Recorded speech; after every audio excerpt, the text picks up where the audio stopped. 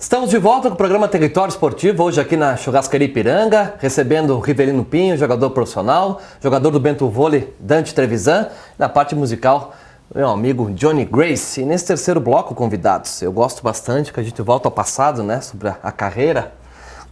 Gostaria de começar contigo, Riva, para falar sobre essa paixão pelo futebol, desde quando começou, as primeiras peneiras, né? Até se tornar também treinador, voltar a jogar, hoje atua no Cidade Alta, né? Mais o nosso futebol amador. Sim. Como é que, para o telespectador que está em casa, para nós conhecer um pouco mais a vida do Riva aí? Mano, na verdade, assim, eu só fiz uma peneira na minha vida, né? E foi por acaso. Eu tinha 10 anos, eu fui pro Botafogo do Rio, mas eu jogava nas escolinhas ali, aquele pessoal lá chama fraldinha. E depois eu saí, eu entrei no colégio militar e o horário não coincidia, não tinha como ir. Uhum. E era, acho que era quinta-feira à tarde, 2 horas tinha um treino no campo do Botafogo. Era Niterói lá ainda? Não era Marechal já. Marechal Hermes. Uhum. E o meu falecido tio me chamou e falou assim, ó, tu quer acompanhar o teu primo lá que ele vai fazer um treino, mano? Eu disse, Pati, não tô com muita vontade, não. Ele disse, não, vai lá. Faz uma forcinha, tá? Então eu fui. Cheguei lá, devia ter mais ou menos umas 1000 crianças. Nossa. 1000. E aquilo tudo em cima do treinador, do diretor. E era uma coisa engraçada que o diretor falava assim, goleiro. Aí o cara levantava o dedo, eu. Aí não escolhia ele. Aí lateral direito. Aí o mesmo cara dizia assim, eu. Esse cara deve jogar pra caramba. Todo lugar ele vai. Sim. E aí, quando ele falou assim, meia esquerda, eu levantei o braço e falei, Rivelino. Ele me disse assim, um calor desse aqui no Rio de Janeiro, e tu querendo brincar? Eu disse, bom, o meu nome é Rivelino, se você quiser colocar aí, você coloca. Se não quiser, do mesmo jeito que eu entrei, eu tô saindo. Aí ele foi e colocou, só que aquele negócio, o nome liga as coisas. Ele ficou me cuidando e tal. Pra resumir, treinamos dos 22, o cara só mandou eu voltar. E eu sumi, nunca fui lá. Olha só. E meu pai, a mesma latinha, a mesma cara, eu vendo um treino no Botafogo e tal, e o diretor olhou para o senhor não é o pai do Rivelino? Sou eu mesmo. Mas ele sumiu e tal, e meu pai, não, mas ele disse que ninguém escolheu. Não, ele foi o único. Meu pai chegou em casa com um pedaço de madeira para bater em mim. Tu não quer? Eu disse, não, eu não quero jogar bola. E cara, fui. Pronto, aí virou uma cachaça miserável. Isso foi que eu já com 13 para 14 anos, 12 para 13 anos, e aí fiquei até 40. Você tem ideia? Eu rodei tudo que tu imaginar. Pode contar para nós um pouquinho aí. Bom, então aí tu tem que... vamos fazer mais um tempinho. Esse bloco vai ser maior então, agora. Porque o que eu rodei, nem pneu de caminhão não rodou. Mas graças a Deus, em todos os lugares que eu fui... Foi muito feliz jogando, né, Riva? Além de ser bem recebido, né, eu fiz um bom ambiente. Posso retornar a esses locais aí que tá tudo certo. Qual o time que mais te marcou, que mais tempo tu ficou assim? Dá pra contar? O tempo que eu mais fiquei, na verdade são 2. A Catuense lá na Bahia eu fiquei 6 anos e o Esportivo também fiquei 6 anos. No Bahia eu fiquei 2 anos, no Vitória 1. O Botafogo eu não vou contar porque o Botafogo na verdade é a minha casa, né? Sim. Como eu fiquei de 10 anos até 21, mas eu ia e voltava, às vezes não ia treinar. Eu era meio rebelde naquela época. Naquela época tinha um monte de jogador rebelde. Quem tu mais lembra assim de jogador que hoje, claro, tá parado também, mas tipo que fez sucesso também em carreira? Nossa assim. Senhora, pelo amor de Deus. Minha época era recheada de craque. Se eu for contar 5, ó, Zico, Júnior, Sócrates, Zenon, já foi aí, né? Imagina. Tá meia seleção Careca, aí já, Careca. O Mili já é meu contemporâneo, já é da mesma idade que eu. O Zinho da mesma idade que eu. Jorginho também, treinador do Vascão? O Jorginho é um pouco mais velho que eu, mas é no mesmo bairro que eu fui criado no Rio de Janeiro. Né? Inclusive ele tem um projeto bem legal lá de criança, porque é criança carente na cidade, no bairro que ele mora é um bairro de comunidade, né? Para não dizer favela, senão o pessoal fica meio bravo. E ele fez um projeto lá, que inclusive o meu amigo que toma conta lá. Mas foi bem... Eu, graças a Deus, não posso reclamar da minha carreira, não posso mesmo. Algum treinador que tu gosta de falar deles, assim? Não, na verdade eu tive, Zagallo foi meu treinador, Antônio Lopes foi meu treinador, Fito Neves foi meu treinador. Quem mais, assim, de nome? Não vou lembrar aqui porque é muito... E passado aqui pra cá, no futebol gaúcho, assim, tu lembra mais? Gaúcho, lembro bastante também. Jorge Anadon, falecido. Jorge Anadon, falecido, Celso Freitas. Esses dois foram os que mais... Celso te treinou aqui no Brasil de Pelotas, né? Em 4 times, em 4 times. No Brasil, no Guarani, Gaúcho, no Guarani e no Esportivo. O Anadon também acho que em 4, mais ou menos assim. E naqueles 6 anos que tu ficou aqui em Bento Gonçalves, jogando pelo Esportivo, assim, o que tu lembra daquela época, assim, né? Tipo, Churrascaria Ipiranga a gente tinha naquela época já, né, Ed? Inclusive, eu tava lá. Eu tive uma época que eu almoçava aqui no Vasco, né? Mas ele esqueceu de mim, agora não quer mais me dar essa honra, essa chance. Mas eu cheguei em 99 aqui. Né? Inclusive, eu saí do Rio de Janeiro, estava 38 graus. Quando eu cheguei em Porto Alegre, estava 11. E o Edson me disse que, pode ficar tranquilo que vai esquentar agora. Isso era 12 de agosto. Tranquilo. E no sábado fez menos 5 aqui. Nossa. Menos 5. Eu botei tudo que a calça que eu tinha, agasalho, luva, me enrolei na toalha e estava com frio. E eu tive que me acostumar, não teve jeito. Mas esse período aí de 99, o Esportivo na verdade tinha caído, jogou a primeira divisão. No primeiro semestre caiu e jogou a segunda. Aí a gente foi campeão, fomos no segundo ano, em 2000. A gente ganhou tudo que tinha direito aqui. A gente fez um timaço, na verdade, relembrando os velhos tempos do Esportivo. É verdade. É o time que eu vi jogar, hein? Eu ia perguntar isso pra ti também, que acompanhava os jogos da Montanha Velha, né? Bastante, né? Rivelino, Van Dijk, o Fábio Tuchê, o Nivaldo. O Nivaldo, na verdade, foi veio depois. Até fiquei feliz que eu vi no álbum de figurinha do meu filho o Nivaldo, né? Jogou contra o Grêmio, né? O goleiro se machucou aquela vez, o Nivaldo entrou, 42 anos, sabe o Nivaldo? E tá jogando. Não lembro se o Evanor também, né? Ernestina. Tava machucado. Galera. Aquele jogo foi um jogo fantástico, 4x4 com o Grêmio no Olímpico. Eu tava. Eu me machuquei naquele jogo, na verdade. Machucou naquele jogo. Como que o Esportivo não... Deu um totó de bola no Grêmio. Naquela vez ali foi o seguinte, foi o octogonal e o primeiro jogo foi contra o Grêmio aqui e nós perdemos de 1-0 o gol do Ronaldinho. E aí houve a briga. Gol de pênalti. Não. Aquele não foi aquele? Não. Foi uma bola alçada, o Ronaldinho empurrou o Paulo Roberto e fez o gol. E naquele jogo, logo quando acabou a partida, teve uma confusão e o Esportivo perdeu 5 jogadores, um com 3, outro com 2 jogos. Mas um 4, se não me engano. Anderson Cebola foi um deles. E nesse dia eu tenho até um fato curioso para te contar. Certo. E aí quando nós recuperamos todos os jogadores, foi o jogo do Grêmio, foi a volta. E inclusive quem empatou não fomos nós, foi o Grêmio, que fez o gol no finalzinho. Gol do Zinho, inclusive. E naquele jogo... Pegaram as chuteiras dele? Eu te mostrei que eu te avisei que o Gabriel tinha falecido, né? Problema do coração. Isso. E o Gabriel jogava no Galícia e o Nenê estava jogando no Grêmio naquela época, o zagueiro. E o Gabriel tinha dado uma cotovelada na Fonte Nova no Nenê. Quando o Nenê viu o Gabriel, ele disse, é hoje que eu vou lhe pegar. E aí o Gabriel falou, ele vai me caçar aqui o dia inteiro. Eu disse, não, só joga a bola pra gente não... E toda a bola que ia, o Marinho, o Nenê em cima, ia rachando o Gabriel. Só que aquele negócio, o torcedor não ouve e a imprensa que está ali não sabe. Mas o que o cara falou para ele falou pro cara, eu falava para outro. É assim, ó, coisa assim de louco.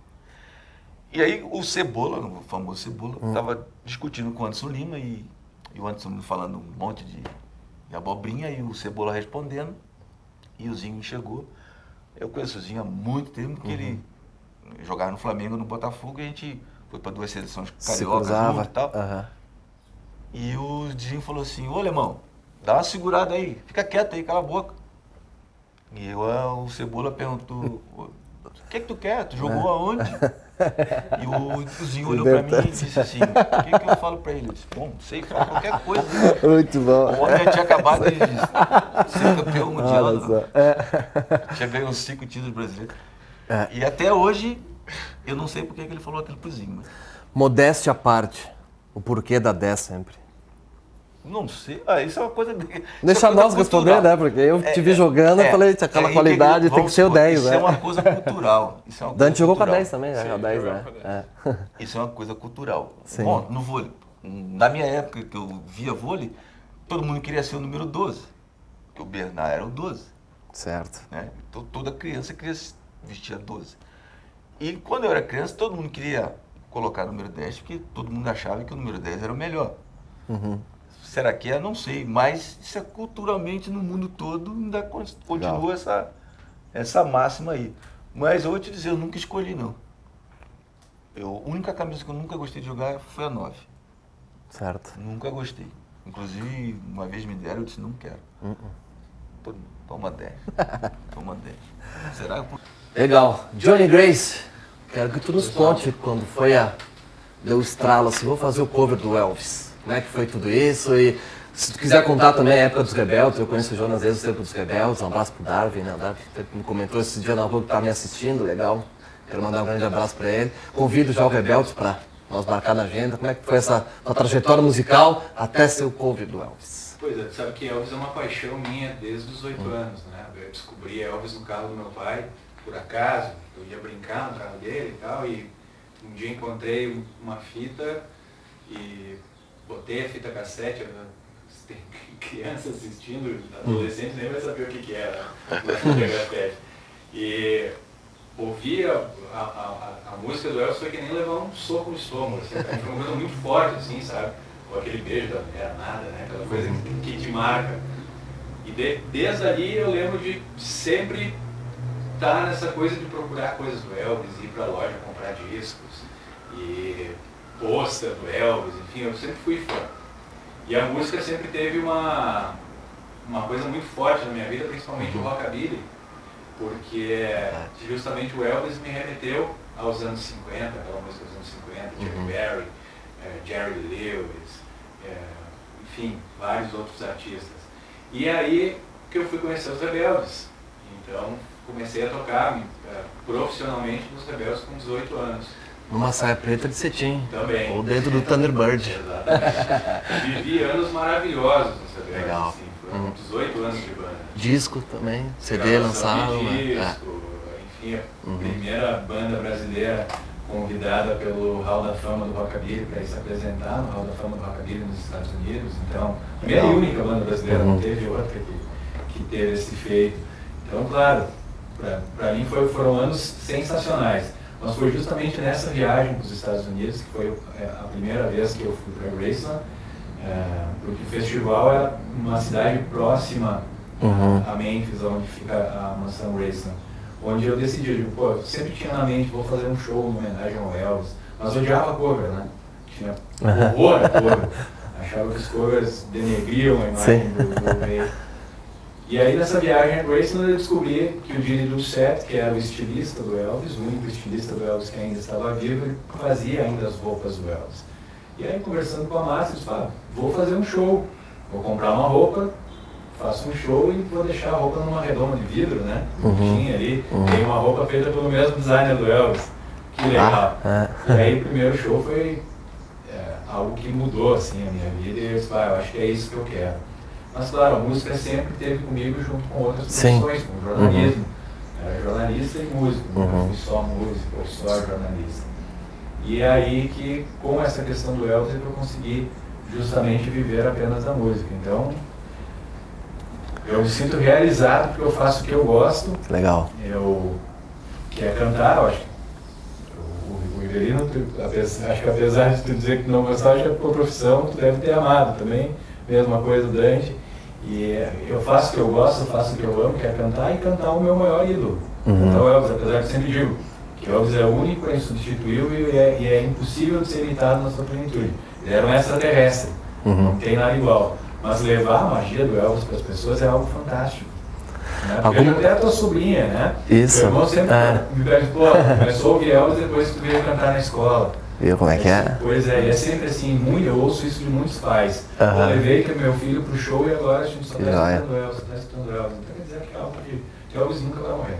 Verdade. E tipo, em relação a shows assim que tu não... Claro, é que tu comentou antes das músicas, né? Que cada um pode, o casamento pode escolher um repertório, o show maior com a banda é um repertório também. Mas que música assim mais te emociona? Se tu escuta, tu se emociona? Como é que é? Uma vez eu tava assistindo um casamento que tu tocou e cantou. Eu me emocionei assistindo o vídeo, né? Então imagina pra pessoa que tá cantando lá, ou até te ouvindo também, né? Mas tu assim como cover, assim, o que dá pra dizer? São emoções diferentes, eu vivo emoções diferentes. Recentemente eu fiz uma festa de aniversário, um casamento, era 50 anos de casamento. Então tu imagina que aquele casal, ele viveu toda essa época do Elvis. E eles haviam escolhido para entrar na cerimônia My Way do Elvis. Certo. E aí me contrataram, sem eles saberem. E aí ver a emoção deles foi fantástico. Tu vê tu sair de um show, por exemplo, sair de um teatro, de um show, e a pessoa vem dizer, vem te abraçar chorando, isso me fez me lembrar da minha juventude, tu me lembrou o Elvis. Legal. Eu tô feliz, isso não tem dinheiro que pague isso. Com certeza. Vamos fechar esse terceiro bloco ouvindo quem então, meu caro Johnny Grace? Vamos fechar esse terceiro bloco então com uma música romântica do Elvis, uma das mais conhecidas, Always on My Mind. Maybe I didn't treat you quite as good as I should have. Maybe I didn't love you quite as often as I could have. Little things I should have said and done, I just never took the time.